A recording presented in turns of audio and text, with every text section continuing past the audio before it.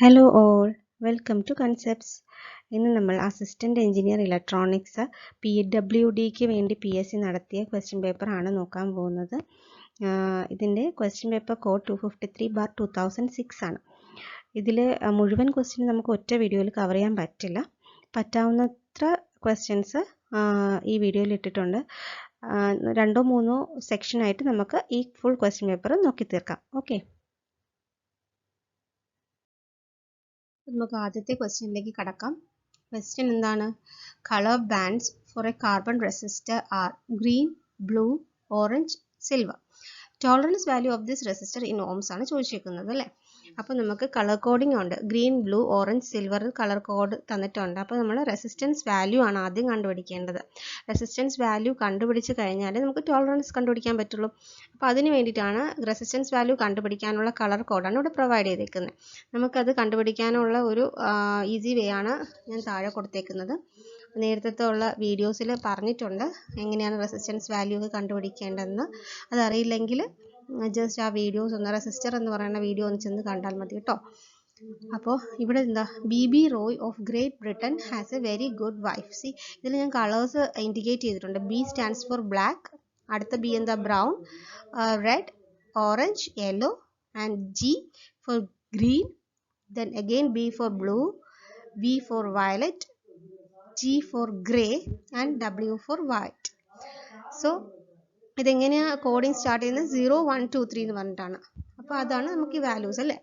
അടുത്ത ഗ്രീൻ. അപ്പോൾ ആദ്യത്തെ രണ്ട് കളേഴ്സ് എന്ന് പറഞ്ഞാൽ എന്തിനെ റെപ്രസെൻറ്റ് ചെയ്യും? വാല്യൂ ഓഫ് ദ റെസിസ്റ്റർ ആണ്. തേർഡ് കളർ എന്ന് പറഞ്ഞാൽ പവറിനെ റെപ്രസെൻറ്റ് ചെയ്യും. And fourth colour stands for tolerance. അപ്പോൾ ഗ്രീൻ എന്ന് പറഞ്ഞാൽ എത്രയായിരിക്കും? 5 ആണ്. 0 1 2 3 4 5. ബ്ലൂ എന്ന് പറഞ്ഞാൽ 6 ആണ്. അപ്പോൾ 56 ആണ് റെസിസ്റ്റൻസ് വാല്യൂ. ഇനി പവർ എത്രയാണ്? ഓറഞ്ച്. ഓറഞ്ച് എന്ന് പറയുമ്പോൾ 10 പവർ 3 ആണ് അല്ലേ. 0 1 2 3. അപ്പോൾ 56 ഇൻറ്റു 10 പവർ 3 ആണ് നമ്മുടെ റെസിസ്റ്റൻസ് വാല്യൂ എന്ന് പറയുന്നത്.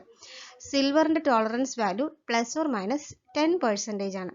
ഇനി ഗോൾഡിൻ്റെ ടോളറൻസ് വാല്യൂ ആയിരുന്നെങ്കിലോ +or-5% ആണ്. നോ കളർ, ഒരു കളറും തന്നിട്ടില്ലെങ്കിൽ ടോളറൻസ് വാല്യൂ +or-20% ആണ്.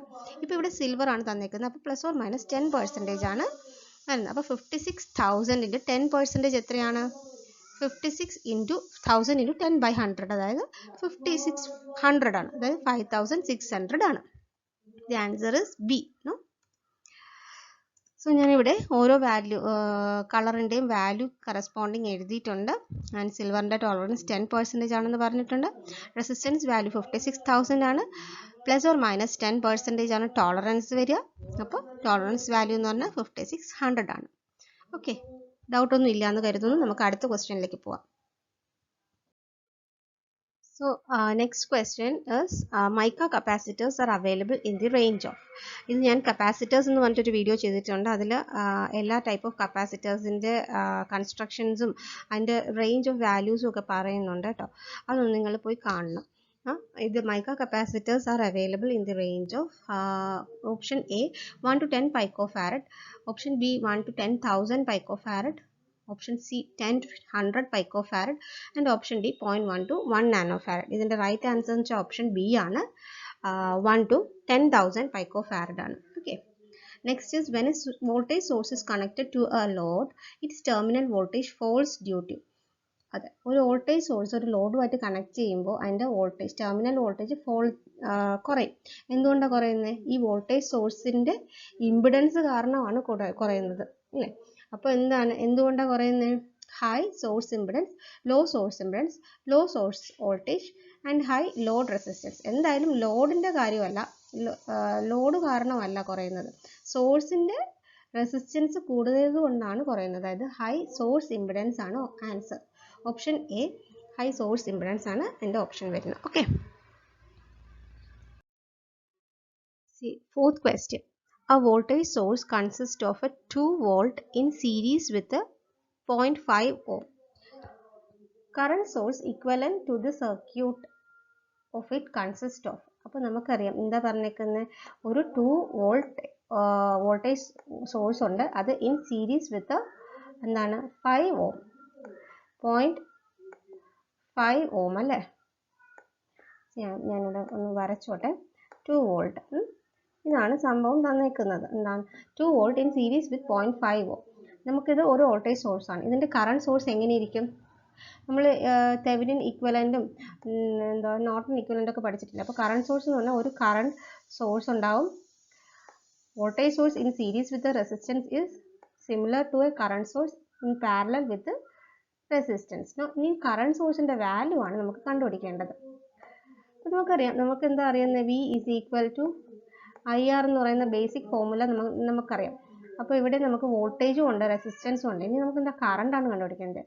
അപ്പോൾ 2 volt ഡിവൈഡഡ് ബൈ 0.5 ഓം ചെയ്യുമ്പോഴത്തേക്ക് നമുക്ക് അതിൻ്റെ ഇക്വലൻറ്റ് കറണ്ട് കിട്ടും. അതെന്തായിരിക്കും? 2 by 0.5 4 ആംപിയർ കറണ്ട് ആയിരിക്കും. 4 ആംപിയർ കറണ്ട് എന്തിൽ കൂടെ ഫ്ലോ ചെയ്യും? ഈ സെയിം റെസിസ്റ്റൻസ് 0.5 ഓം റെസിസ്റ്ററിൻ്റെ കൂടെ ഫ്ലോ ചെയ്യും. അപ്പോൾ ഇതാണ് ഇതിൻ്റെ ഇക്വലൻറ്റ് സർക്യൂട്ട് എന്ന് പറയുന്നത്. അപ്പോൾ ഇതിൽ നിന്ന് ഏത് കണ്ടുപിടിക്കുക? ഓപ്ഷൻ സി അല്ലേ, 4 ampere in parallel with 0.5 volt 5 ohm ആണ് അല്ലേ. നമുക്ക് V is equal to I R ohm's law വെച്ചിട്ട് കണ്ടുപിടിക്കാൻ പറ്റുന്നതാണ്. പിന്നെ Thevenin and Norton equivalent circuit ആണ് ഇതിൻ്റെ ബേസിക്സ്. Okay, C. അപ്പോൾ ഓപ്ഷൻ സി ആണ് ആൻസർ. മനസ്സിലായി എന്ന് കരുതുന്നു. വളരെ സിമ്പിൾ ക്വസ്റ്റ്യൻ ആണ്. Next is question number 5. Typical conductance of a pure germanium in Siemens per meter at room temperature is. ഇതിൽ കുറേ ഓപ്ഷൻസ് തന്നിട്ടുണ്ട്. പിന്നെ ആദ്യം നമ്മൾ കണ്ടക്ടേഴ്സും സെമി കണ്ടക്ടേഴ്സും ഇൻസുലേറ്റേഴ്സിൻ്റെയൊക്കെ കണ്ടക്റ്റൻസിൻ്റെ വാല്യൂസ് ഏത് റേഞ്ചിലാണെന്നൊന്ന് അറിഞ്ഞിരിക്കണം. അപ്പോൾ എന്താ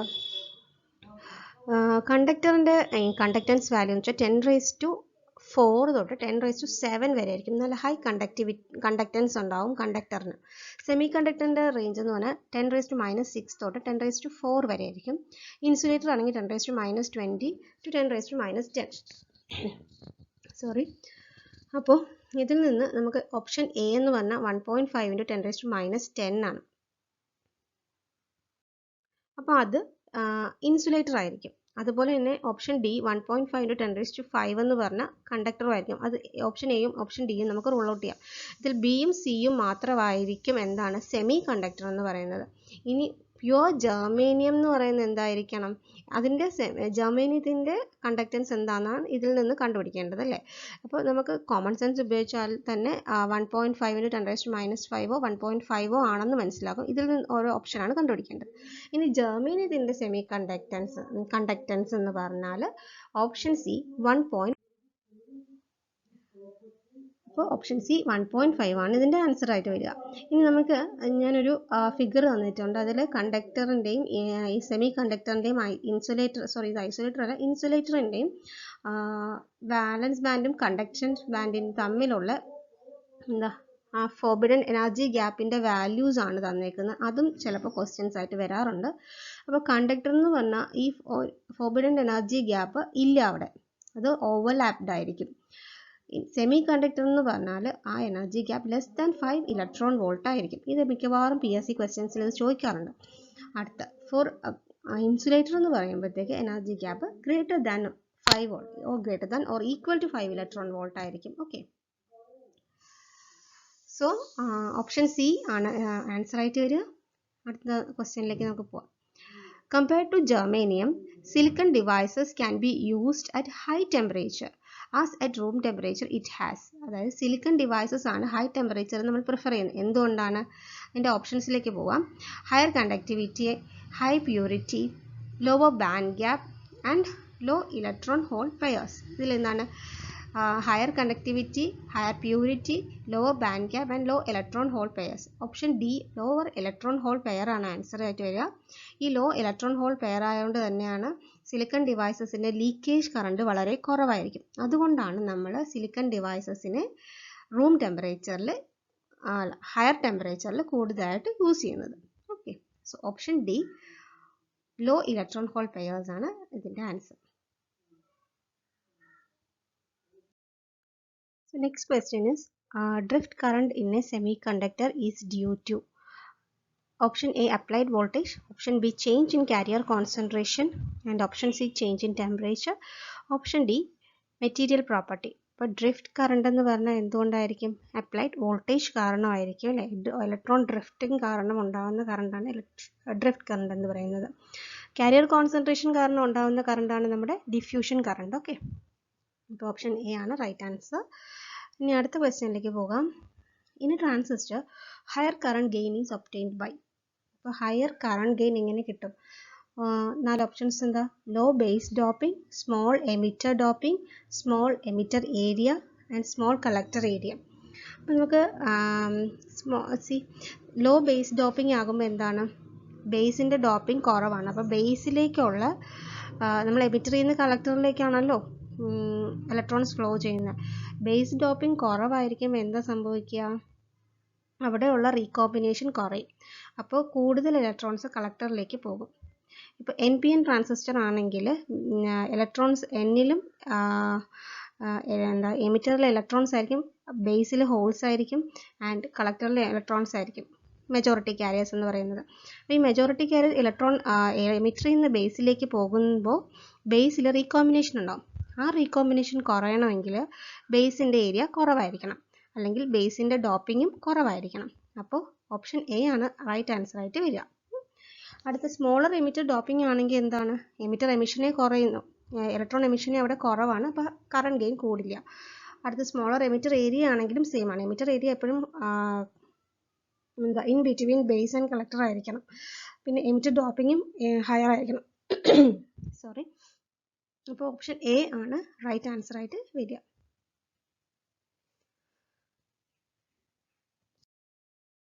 So next question is donor impurity material is boron. Option A boron, and option B antimony, option C gallium, and option D indium.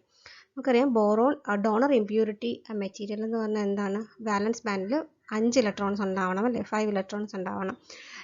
Acceptor ആണെങ്കിൽ വാലൻസ് ബാൻഡിൽ 3 ഇലക്ട്രോൺസ് ഉണ്ടാവണം. അപ്പോൾ വാലൻസ് ബാൻഡിൽ 5 ഇലക്ട്രോൺസ് ഉള്ള ഏതൊക്കെയാണ്? ഇതിൽ ബോറോണും ഗാലിയവും ഇൻഡിയവും 3 ഇലക്ട്രോൺസ് വാലൻസ് ബാൻഡിലുള്ള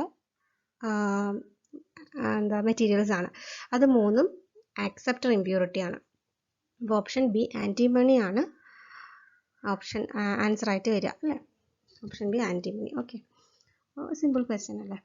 അടുത്ത option question number 10. Metal semiconductor diode has high cut in voltage, high leakage current, low cut in voltage and high forward resistance. എന്താണ്? Option C low cut in voltage ആണ് എൻ്റെ option ആയിട്ട് വരിക. ഇതൊക്കെ വളരെ simple questions ആണ്. Just basics നിന്ന് മാത്രം PSC ചോദിക്കുന്ന കൺസെപ്റ്റ് അറിഞ്ഞിരുന്നാൽ നമുക്ക് ഇതെല്ലാം എന്താ ആൻസർ ചെയ്ത് പോകാവുന്നതേ ഉള്ളൂ അല്ലേ. അപ്പോൾ അടുത്ത question, base region of A transistor is of. Option A low thickness and highly doped, low thickness and lightly doped, option C high thickness and lightly doped, option D high thickness and highly doped. അപ്പോൾ base region of A transistor നമുക്കറിയാം, ട്രാൻസിസ്റ്ററിന് 3 region ആണുള്ളത്, base, emitter, collector അല്ലേ. അതിൽ base region ആണ് ഏറ്റവും കുറവ് thickness ഉള്ളത്. ഇനി ഡോപ്പിംഗ്, അപ്പോൾ ഇതിൽ 2 ഓപ്ഷൻസ് അപ്പോൾ തന്നെ നമുക്ക് റൂൾ ഔട്ട് ചെയ്യാം. സിയും ഡിയും. ഹൈ തിക്നെസ് അല്ല, ഹൈ തിക്നെസ് ഉള്ളത് ബേസ് റീജിയൻ അല്ല, ലോവർ തിക്നെസ് ആണ്. ഇനി ഓപ്ഷൻ എ ആണോ ബി ആണോ എന്നാണ് നോക്കേണ്ടത്. അതിന് ഡോപ്പിംഗ് ലെവലും കൂടെ അറിയണം. ഡോപ്പിംഗ് ലെവൽ എന്താണ്? ബേസ് റീജിയൻ്റെ ഡോപ്പിംഗ് ലെവൽ വളരെ കുറവാണ്. ഏറ്റവും കുറവ് ഡോപ്പിംഗ് ലെവൽ ഉള്ളത് ബേസ് റീജിയൻ ആണ് അല്ലേ. അപ്പോൾ ഓപ്ഷൻ ബി ആണ് ഇതിൻ്റെ റൈറ്റ് ആൻസർ ആയിട്ട് വരിക. സോ ഇതിൽ നിന്ന് നമുക്ക് കുറച്ച് പോയിന്റ്സും കൂടെ ഓർത്ത് വെച്ചേക്കണം. എന്താണ്? ബേസ് റീജിയൻ, എമിറ്റർ റീജിയൻ എന്ന് പറഞ്ഞാൽ എന്തായിരിക്കും? ബേസിനെയും കളക്ടറിനെയും അപേക്ഷിച്ച് തിക്നെസ് ഇതിൻ്റെ in between base and collector ആയിരിക്കും എമിറ്റർ റീജിയൻ്റെ തിക്നെസ്. അതുപോലെ തന്നെ കളക്ടർ റീജിയൻ്റെ തിക്നെസ് ആയിരിക്കും ഏറ്റവും കൂടുതൽ. കാരണം എന്താണ്? അവിടെയാണ് ഹീറ്റ് ഡെസിപ്പേഷൻ ഉണ്ടാകുന്നത്. അപ്പോൾ ഏറ്റവും കുറവ് തിക്നെസ് ഉള്ളത് ബേസ് റീജിയൻ, പിന്നെ എമിറ്റർ, പിന്നെ കളക്ടർ. അതുപോലെ തന്നെ ഡോപ്പിങ്ങിൻ്റെ കാര്യം പറയുവാണെങ്കിൽ ഏറ്റവും കുറവ് ഡോപ്പിംഗ് ഉള്ളത് ബേസ്, ഏറ്റവും കൂടുതൽ ഡോപ്പിംഗ് ഉള്ളത് എമിറ്ററുമാണ്. ഓക്കെ, എമിറ്റ് ചെയ്യുന്ന ഇലക്ട്രോൺ എമിറ്റ് ചെയ്യുന്നതാണ് എമിറ്റർ എന്ന് പറയുന്നത്. അപ്പോൾ അവിടെയാണ് ഏറ്റവും കൂടുതൽ ഡോപ്പിംഗ് ഉള്ളതെന്ന് ഓർത്ത് വെച്ചാൽ മതി.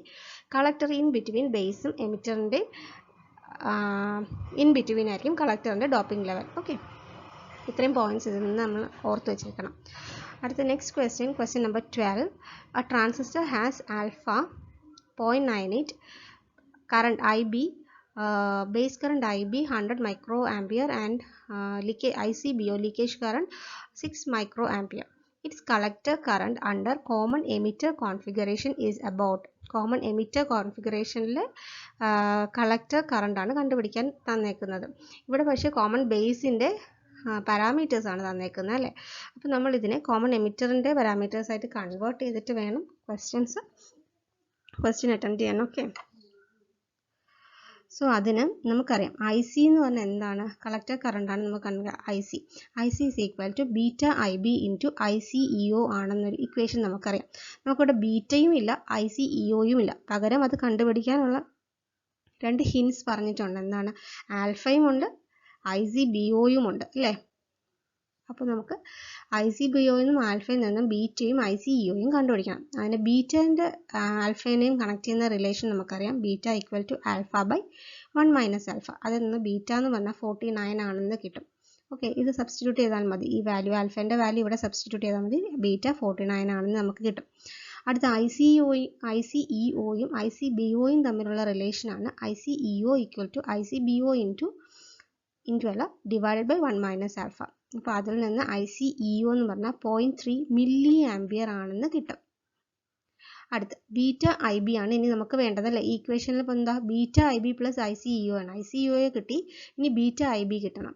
ബീറ്റ ഐ ബി നമുക്ക് 4900 മൈക്രോ ആംപിയർ, അതായത് 4.9 മില്ലി ആംപിയർ എന്ന് കിട്ടും. അപ്പോൾ നമുക്ക് ഐ സി കണ്ടുപിടിക്കാമല്ലോ. 4.9 plus 0.3 that is 5.2 milli ampere. Option C ആണ് റൈറ്റ് ആൻസർ ആയിട്ട് വരിക. ഇത് നിങ്ങളൊന്ന് ചെയ്ത് നോക്കണം. ചെയ്ത് നോക്കിയിട്ട് ആൻസർ കിട്ടുന്നില്ലെങ്കിൽ പറയണം കേട്ടോ. കിട്ടും, ആൻസർ കറക്റ്റായിട്ട് കിട്ടും. ഞാനത് ചെയ്തതാണ്. ഓക്കെ, എന്തായാലും നിങ്ങളൊന്ന് ഇത് വർക്കൗട്ട് ചെയ്യണം. അപ്പോൾ തന്നെ കുറച്ച് പ്രോബ്ലംസ് ഇതിൽ നിന്ന് വരുന്നതൊക്കെ നമുക്ക് അറ്റംപ്റ്റ് ചെയ്യാൻ പറ്റും.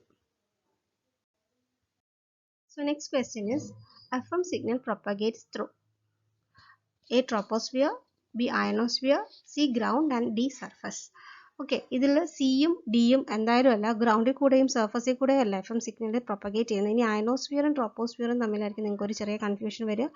പക്ഷേ FM സിഗ്നൽ ട്രോപ്പോസ്ഫിയറിക് പ്രൊപ്പഗേഷൻ ആണ്. ഓക്കെ, ഇത് നമുക്ക് സിഗ്നൽ പ്രൊപ്പഗേഷൻ ഒരു വീഡിയോ ആയിട്ട് ചെയ്യാം. അതിൽ ബാക്കിയുള്ള കുറച്ച് കാര്യങ്ങളും കൂടെ ഉണ്ട്, അതും നമുക്ക് കവർ ചെയ്യാം കേട്ടോ.